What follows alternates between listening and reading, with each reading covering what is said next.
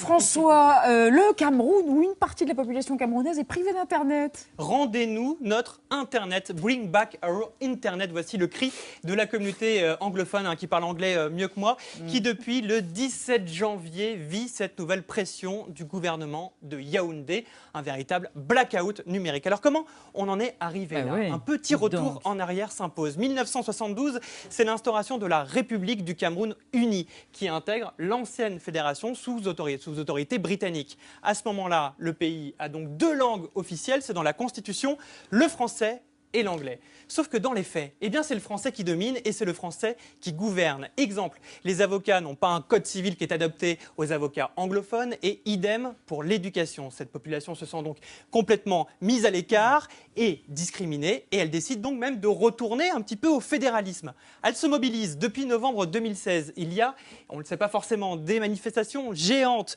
dans la ville. Il y a même des opérations ville morte, c'est-à-dire que la ville est complètement à l'arrêt. Cette population quand même anglophone, c'est 20% du territoire camerounais. Donc c'est pas rien et c'est pour ça, c'est pour contrer cette gronde que l'État a décidé tout simplement de couper Internet sans le reconnaître officiellement. Ouais. Mais qu'est-ce qui se passe? Oui, déjà, pourquoi on coupe Internet? Pourquoi on coupe Internet?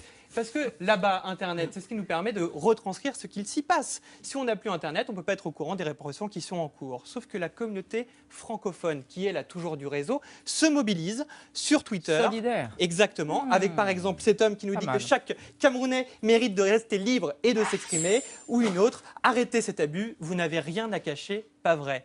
Donc l'État, qu'est-ce qu'il fait? Maintenant, il joue la carte de l'intimidation. Il envoie des textos à cette communauté francophone signés du ministre des Postes qui dit qu'on peut risquer jusqu'à 6 mois à 2 ans de prison si on publie ou on propage sur un réseau social une nouvelle sans preuve de véracité. Alors, vous imaginez, c'est donc cette intimidation dont doit faire face justement cette communauté francophone. Même Edward Snowden, l'activiste, est rentré dans la danse avec un tweet pour justement s'insurger contre cette répression moderne.